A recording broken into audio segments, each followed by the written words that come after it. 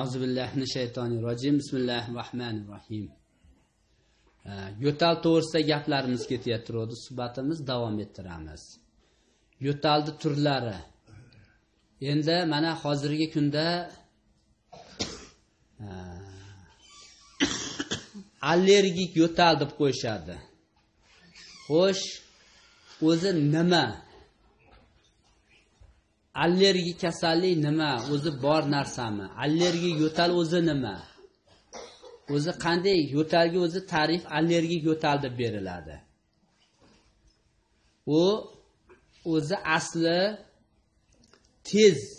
tez sodir bo'ladigan yo'talga allergik yo'tal deb ta'rif berish kerak. Aslida allergik yo'tal nima desa, tez sodir bo'ladigan yo'tal bu allergik yo'tal hisoblanadi. Xo'sh, endi o'zi shunday narsa bormi? Allergik yo'tal, ya'ni o'z holatda tezda kelib chiqadigan yo'tal bormi? Bor. Bu qaysi yo'tal? Bu shunday yo'talki, mana inson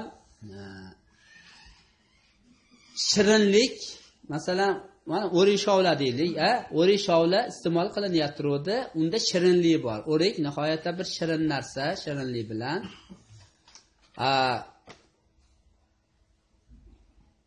endi unga achchiq qalampir qo'shilib iste'mol qilinishligi hozir bu yerda 2 xil, 3 xil narsa teng bo'lib qoladi. Shirinlik, yog'lama, achchiq. Uchalasi teng bo'lib qolishligini evazida oshqozon, o't faoliyatda ozgina buzilishlik bo'lib qoladi. Ozgina buzilishlik bo'lib qoladi, srochniy mayda qisqa yo'tallar paydo bo'ladi, u narsa tez o'tib ketadi. Bunday holat bo'lganda nima qilish kerak? Ozgina asal iste'mol bilan ham o'tib ketadi. Bu yerda endi asosiy sabab nimasi? Shirinligiga achchiq bo'lib qoldi.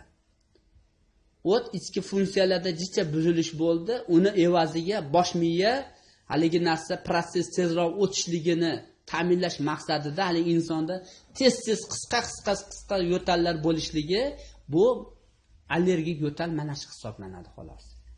Endi hozir mana bizda aytishadi haligi tomoqdan, desa bu allergik bo'lib qolibsiz deydi. Nima? Qisqa yo'tallar, ba'zi bir yo'tallargina. Xo'sh, bu qanaqa? Tekshirsa hamma yo'q, yaxshi, tomoq yaxshi, qazarmagan, o'pkalar yaxshi, lekin yo'tal bo'lyapti.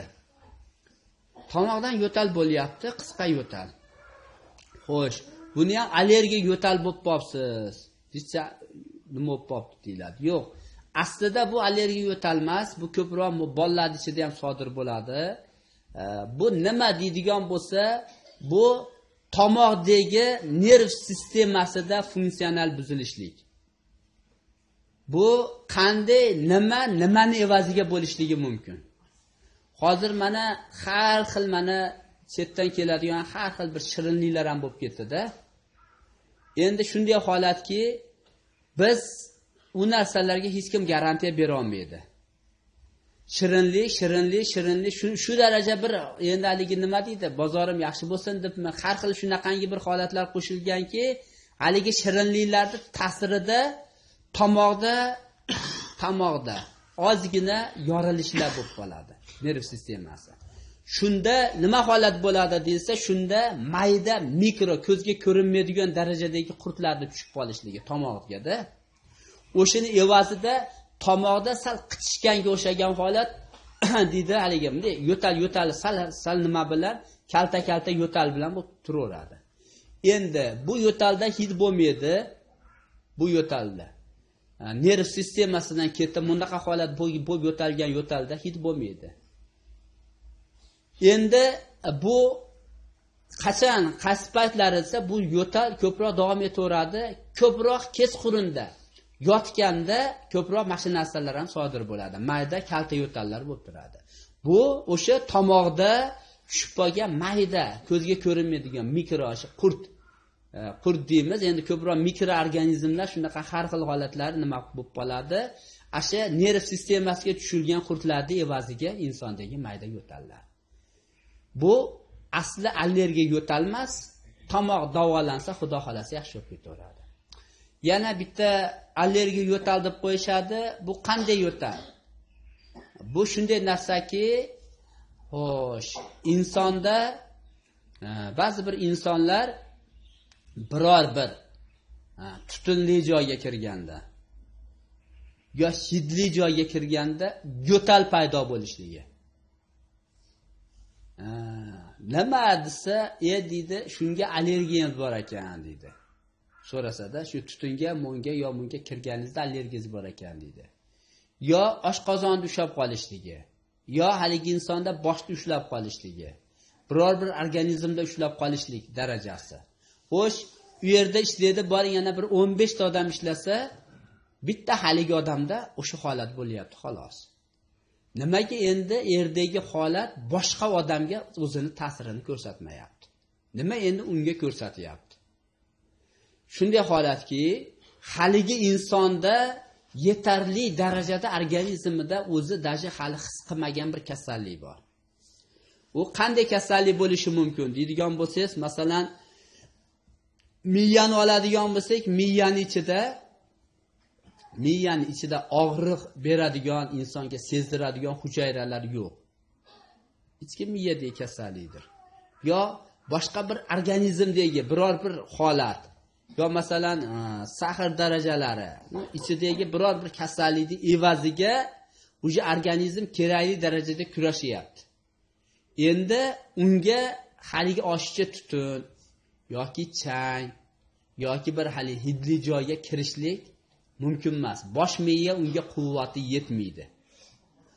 O'shini evaziga haligi insonda yo'tal sodir bo'lishligi. Ya'ni tinimsiz yo'tal, deydi, menga she'r yoqmadi, men she'rda ishlamayman, men bu yerdan chiqib ketaman deydi. Chiqib, sal mundayroq ishni topib turib, sal yengilroq ishga harakat qiladi. Endi bu nima desa, bu ham o'zi asli allergik hisoblanmaydi. Organizmdagi kasallik tashxisi tinib qo'yiladi. O'sha kasallik davolanadi. Xudo xohlasa, haligi yo'tal haligi insondan bartaraf bo'ladi. Endi yo'talni yana bitta turi bor. Endi bu holat ko'proq mana bizda davolanish jarayonida sodir bo'ladigan yo'tal. Bu qaysi deydigan bo'lsak, shunday holatki, inson davolanib, bu yerda immunitet, quvvat deganimiz kurashib, kasalliklarni yengib, oxirgi holat, oldi holatiga o'tganda, ya'ni og'iz, tomoq, ko'krak, o'pka qism, yurak qism, shu oldi tomonida, ya'ni miyani joylashish protsessi shunday holatki, masalan, o'ng qo'l, chap qo'l boshqaruv, ikkovini teng boshqaruvi, yo oldi tomon yarim boshqaruv, oldi tomonni teng tinniq boshqaruvi, teng organizmning oldi qismini boshqaruvi, miyani Alloh taolo nihoyatda bir chiroyli holatda qilib qo'ydi, butun organizmni bo'ysunadigan qilib qo'ydi. Endi oldi holatga o'tganda, oxiriga yakuniy oldi holatga o'tganda insonda kuchli yo'tallar sodir bo'lishligi. Bu yo'tal ham qachon sodir bo'ladi desa, bu ham ko'proq kech payt, tunda sodir bo'ladi.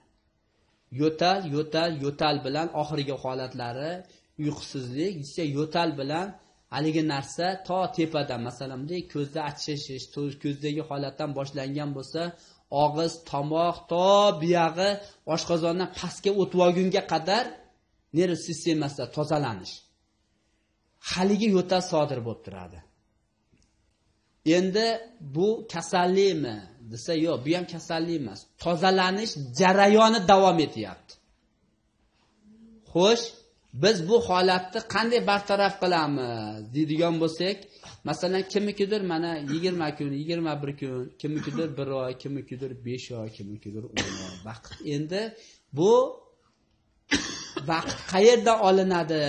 Buncha vaqtlar desa, hech kimniki bir xil muddatda bo'lmaydi. Og'riq, kasallik, holat degani ham hammaniki bir xil bo'lavermaydi. Organizm kurashish quvvatda, ya'ni immunitetda quvvatda kurashish darajasiga qarab turib inson kasalligini yengib boradi.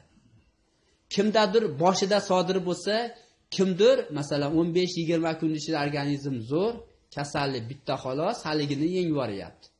Shu oxirgi holatlarda bir qator shu holatga tushsa, kimikidir 5 oy 6 oy o'tgandan keyin, ancha vaqt o'tgandan keyin quvvati yengib organizmdagi kasalliklarni yengib haliginga kelingandan keyin ashu narsa sodir bo'ladi. Xo'sh, bu narsalarni bartaraf qilishlik uchun nima qilinishlik kerak desa, yana qaytamiz nimaga? Asalga. Alloh taolo Qur'onda asalda shifo degan. Bemalol shunday holatlarda asaldan foydalansa bo'laveradi. Endi xo'sh, tomoqdagi holatlar, tomoqdagi yo'tallar deyapmiz.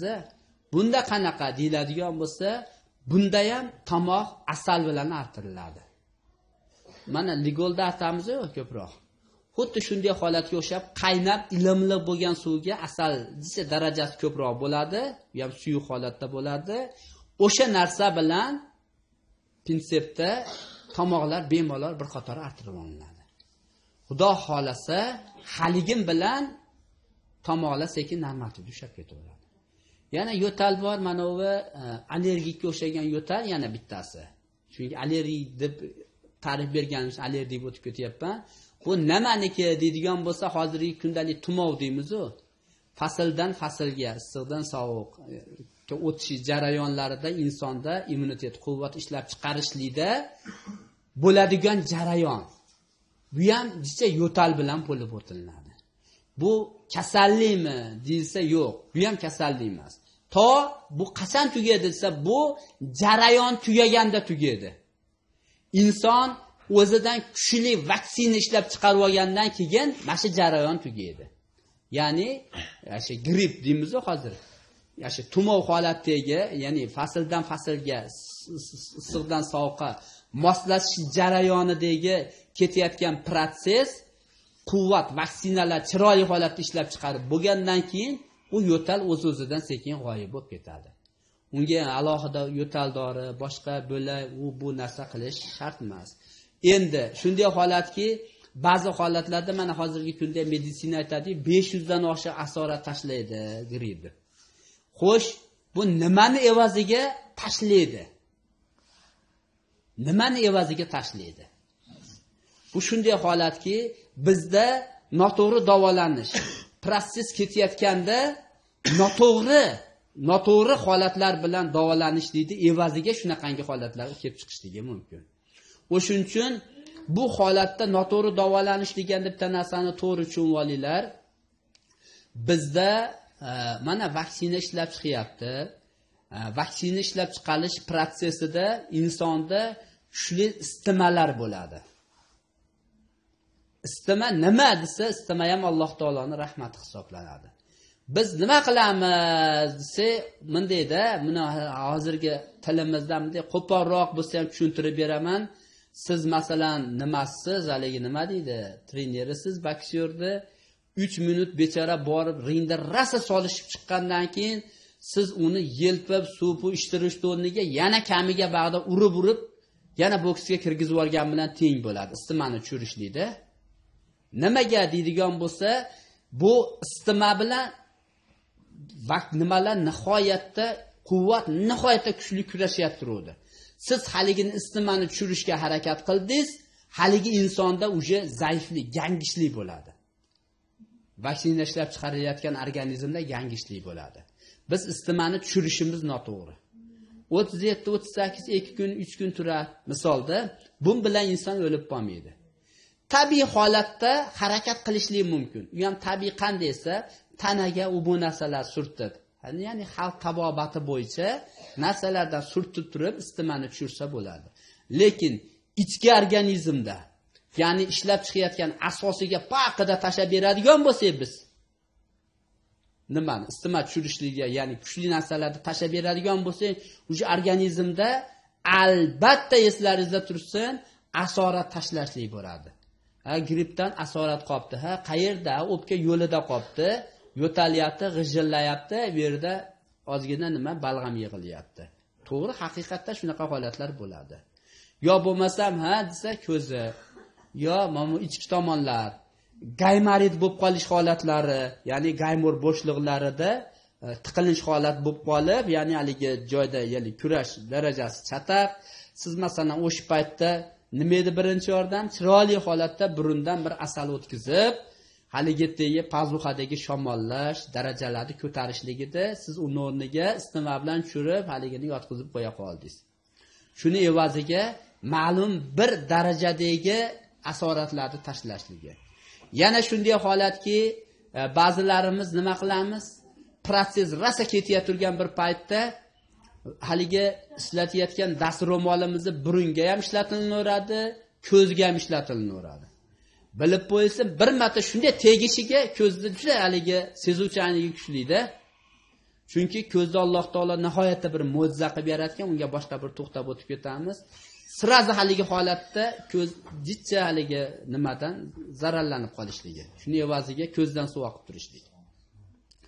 O'shuning uchun bu asha yo'taldan chiqib olishlikning eng oson yo'li, asha gripp, tumovda yo'talidan chiqib olishlikning eng oson yo'li, burundan sal o'tirib turamiz, tomoqda asal bilan artirib turamiz, ko'proq asal iste'mol qilib turamiz.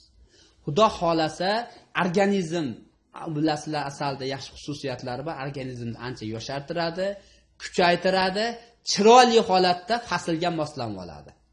Endi faslga moslanishda 35-40 gradusda issiqdan birdaniga sovuqqa kirib qoladigan bo'lsa, shuni bilib qo'yinglarki, juda ko'p odam olamni o'tib ketib qolishi mumkin, ko'tara olmay qoladi organizm. O'shuning uchun kuzda bir qator gripp bo'lishlik, qishda kirishiga bir qator gripp shunaqa holatlar bo'lishlik, bu tabiiy narsa. Endi sizning organizmingiz zo'r, baquvvat bo'lsa, o'sha narsa bo'lmay o'tib ketadi. Masalan, mana bahorga keldik. Masalan, mana qancha odamlar meni kuzatgan bo'lsa, biror marta bunaqangi holat bo'lib o'tgan yo'q. Hammasi normativ holatda. Endi yana shunday holatlar bo'lishi mumkinki, inson makon almashishligi bilan. Masalan, Rossiyaga ketyapti, yo hojiga ketyapti, yo biror bir davlatga chiqyapti turistik ishlar bilan, ha? Shunday holatlarda yaqqa borganda, o'sha haligi quvvat etdi bosimiga, holatiga, ob-havosiga nisbatlab o'zidan vaksina ishlab chiqarib beradi.